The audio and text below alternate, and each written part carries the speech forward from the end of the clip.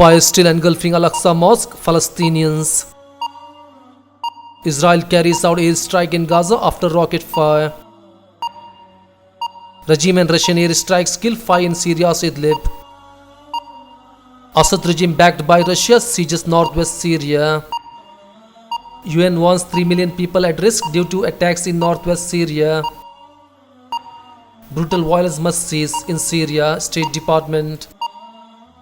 Turkey and US agrees to launch first phase of Safe Zone plan. US offers $5 million for intel on Daesh leaders.